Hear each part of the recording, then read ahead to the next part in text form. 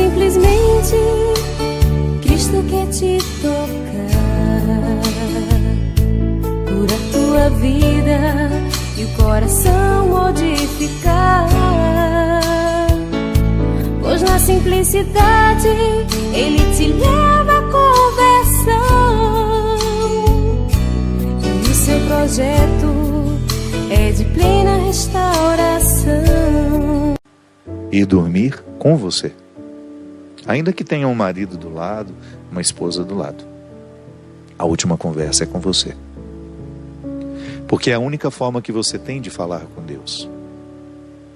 Às vezes nós pensamos que falar com Deus é jogar uma palavra para fora. Não, é jogar uma palavra para dentro.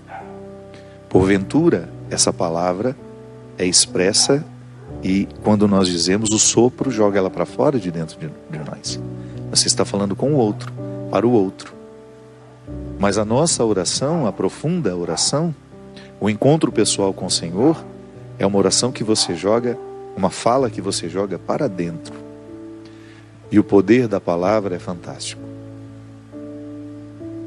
É uma pá que ara, lavra, né? Vai arando, vai abrindo sulcos, abre espaços dentro de nós. E quando nós jogamos uma palavra oracional para dentro de nós, ela vai abrindo espaços, vielas, ruas, avenidas, que nos dão acesso ao Deus que nos habita. Ah, padre, mas se Deus mora em mim, por que eu tenho que ir à igreja? Porque eu sou ritual. E tudo aquilo que eu caminho por fora é uma maneira que eu tenho de, simbolicamente, caminhar para dentro de mim. Então, quando eu digo uma palavra em oração, em particular, eu estou jogando essa palavra para dentro de mim para que essa pá lavre, para que ela are, para que ela abra espaços que me permitam chegar ao Senhor que está em mim. Deus me habita. Deus habita você. Mas pode ser que a nossa visão pessimista nos faça pensar que não. A gente se interpreta tão pior do que a gente é. Nós somos tão cruéis na abordagem que nós fazemos sobre nós. Somos também cruéis com as abordagens que nós fazemos sobre os outros. Aliás, como nós erramos nessas visões que temos uns dos outros. A gente facilmente se apressa em julgar, em dizer que o outro é assim, assado. Não sabemos nada. O que eu vejo do outro é um fenômeno. É fenomenologia, é aquilo que se manifesta diante de mim. Mas aquilo que o outro se manifesta, aquilo que o outro manifesta diante de mim, é tão pouco do que ele é. Às vezes aquilo que eu estou conseguindo ver é o contrário do que ele é. Porque às vezes uma pessoa está sendo agressiva porque ela precisa ser amada, e eu acho que ela é a pior pessoa do mundo porque ela é agressiva. Mas no fundo é uma pessoa que precisa ser amada. Então o que eu vejo não corresponde à verdade. O que eu vejo é apenas um equívoco, um deslize dela em não saber pedir o que ela precisa. Sim, quantas vezes eu peço afeto da pior forma, sendo agressivo, ciumento, possessivo. Seria tão mais honesto, né, eu dizer, olha, eu estou tão necessitado de ajuda, eu estou tão necessitado da sua presença hoje, e o outro interpretaria do jeito certo o que eu estou pedindo para ele. Mas às vezes eu chego aos gritos, rejeitando, mandando embora, quando na verdade eu quero que fique, que me ame, que esteja comigo. Então quando eu não sou honesto com o que eu sou, eu prejudico o outro me perceber. Mas eu erro comigo, quando eu tenho uma visão distorcida de mim, quando eu me interpreto muito pior do que eu sou. E é interessante que uma pessoa que é pessimista em relação a si, a primeira coisa que ela expulsa dela é a possibilidade dela ser amada por Deus. Ela tem muita dificuldade de acreditar que Deus a ama, e muito menos que Deus a habita. Pensar isso, né? Eu sou um sacrário. As pessoas vão à igreja, elas reverenciam aquele sacrário que está ali, porque a Sagrada Comunhão está ali, a Sagrada Eucaristia está ali. Mas eu passo pelo meu irmão e me esqueço que ele também é um sacrário vivo, ambulante.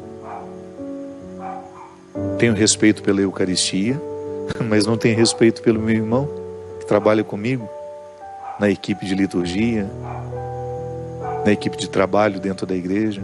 Não tenho reverência pelo ser humano que foi me atender na loja, ou não tive reverência pelo cliente que eu fui atender na loja em que eu trabalho.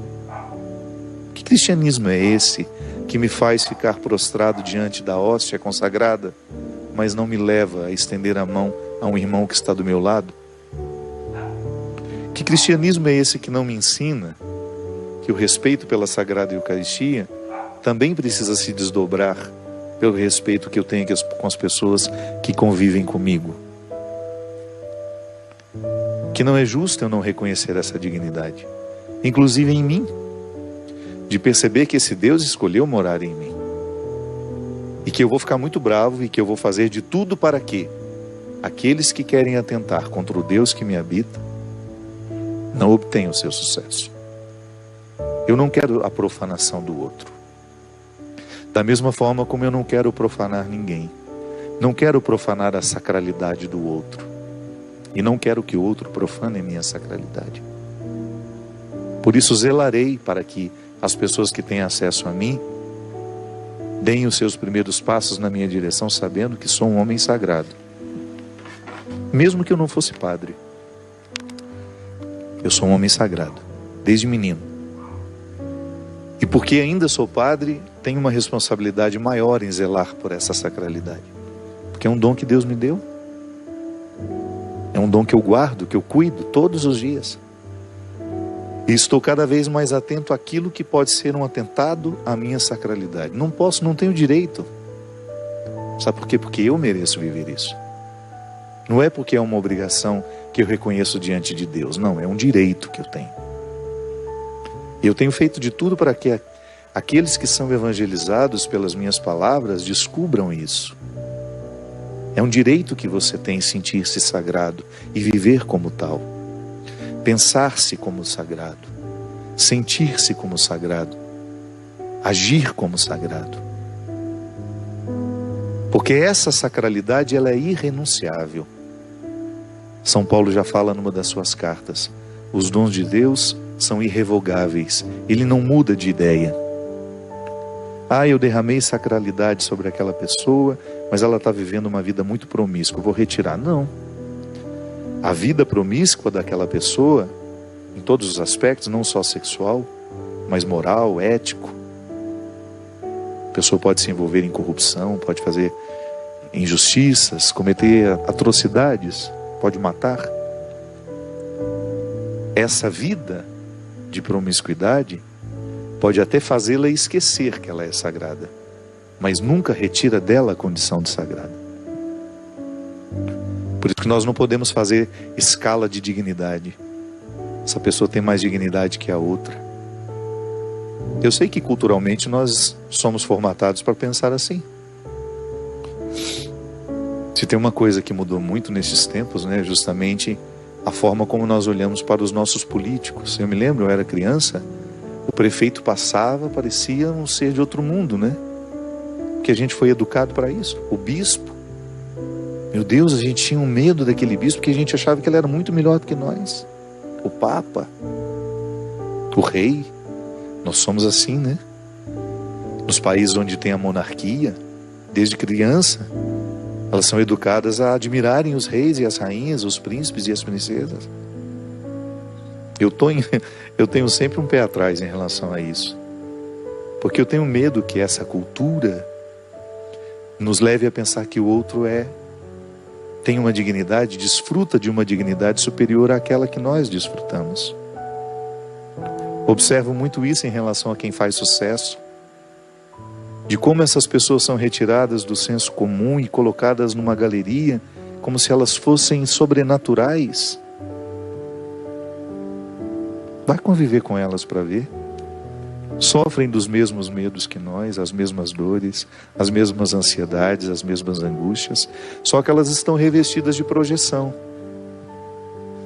E há artistas que são construídos assim: quanto mais inacessíveis, melhor, porque elas vão durar muito tempo. Esses artistas duram muito tempo, porque sendo inacessíveis, são sempre imaginados perfeitos, O artista, quando começa a se mostrar muito, ele vai retirando essa casca do que os outros imaginam e muito rapidamente eles entram no fosso do desprezo.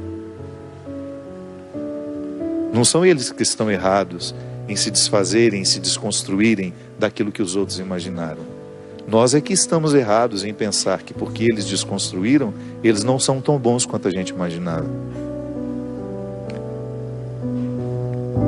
A gente para de admirar com uma facilidade muito grande, porque o outro frustra em nós o que nós gostaríamos que eles fossem, que ele fosse.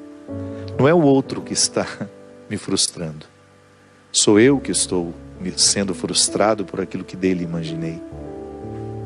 Eu gosto das pessoas, eu admiro as pessoas e pronto. Não tenho o direito de enclausurá-las naquilo que eu quero que elas sejam. Não é justo. Na minha relação com o outro, seja ele famoso ou não, o que eu espero é cultivo de dignidade, respeito pela dignidade. Isso é fantástico. Eu identifico em mim, olho em mim, sei que não tenho mais dignidade que ninguém, mas também sei que ninguém tem mais dignidade do que eu. Eu estou aqui, guardião da dignidade que Deus me deu. E quero estar ao seu lado para que você também seja guardião da dignidade que Deus lhe deu. Nem melhor nem pior que ninguém. Apenas você. Com as suas diferenças, com a sua idiosincrasia, com tudo aquilo que é próprio do seu jeito, próprio da sua personalidade, do seu temperamento. Você é você. E é esse ser que Deus ama. Mesmo que eu não ame, Deus ama. Mesmo que eu tenha dificuldades, Deus não tem dificuldade com as suas criaturas. Você pode até ter com Ele, mas Ele não tem com você. Por isso que é tão simples a conversão. Nós podemos até complicar quando falamos dela, mas conversão é você, num primeiro momento, reconhecer que Deus não tem dificuldade com você. Ele não tem dificuldades com o seu jeito de ser. É você que tem com Ele. E que, portanto, quando você sabe que Ele não tem dificuldades com você, você fica mais livre diante dEle.